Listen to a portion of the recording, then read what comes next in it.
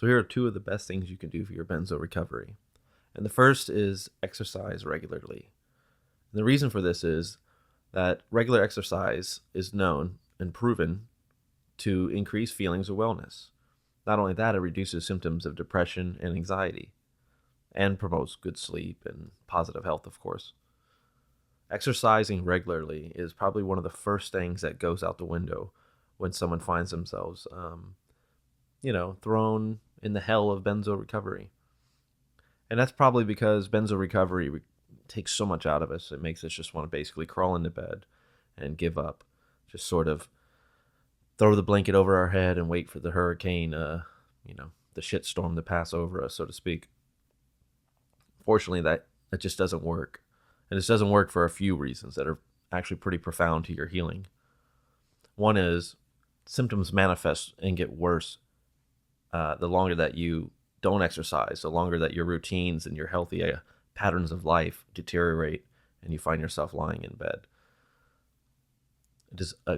It is extremely important that you get out of bed and that you exercise regularly. And you might be thinking, but the fatigue is so much and I hurt and how can I exercise? Well, you can start very, very small. Exercising for benzo recovery isn't just about promoting positive health and reducing symptoms. It's about warding away those manifestations of even worse things, such as agoraphobia or major depression. So exercise regularly.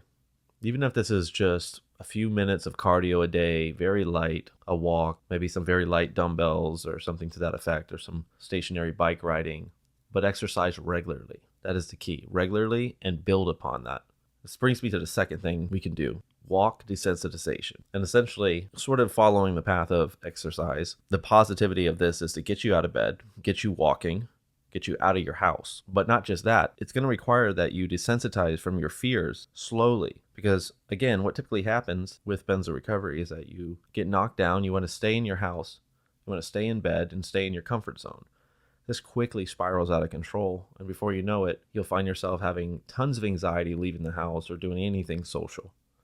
So walking just 5 minutes a day outside of your comfort zone, that means it's different than just exercising, but it can be incorporated with exercise. It could be part of your exercise, and that would be even more profound for your healing if you can do the two together.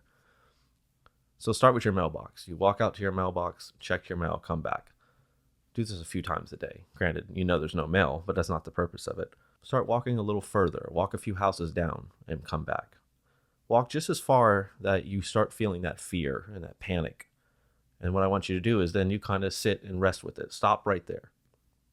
Sit and just accept it and let it sort of simmer down to a point. Turn around and come back in. This doesn't have to be very long. It doesn't have to be very extreme either.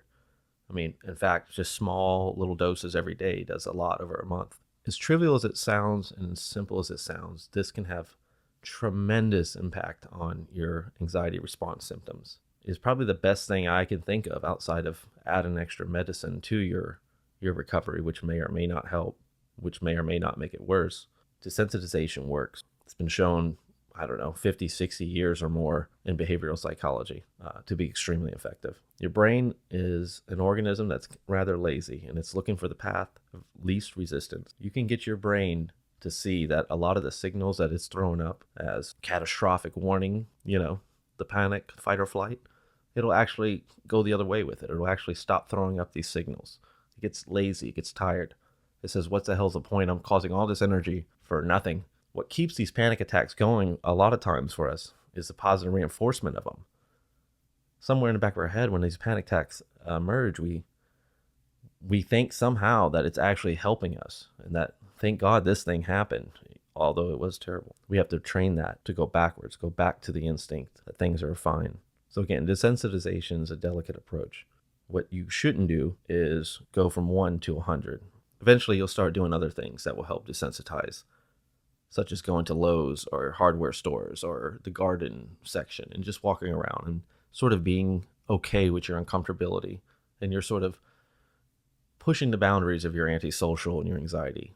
But this is something you grow from. This is something that gets bigger and bigger, and your anxiety will decrease and your symptoms will decrease with it to a point. Granted, you are going through withdrawal. There's only so much that can be done for you. But I think you're going to find that desensitization can be tremendously helpful. So again, two of the best things you can do: exercise regularly and regular desensitization, going for walks, getting out of your comfort zone.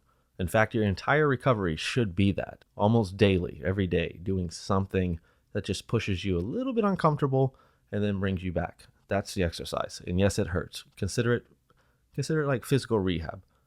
When you've been in an injury and you're learning to walk again, people struggle with that and it's painful, but it's so necessary. Walking daily and desensitizing is your physical rehab.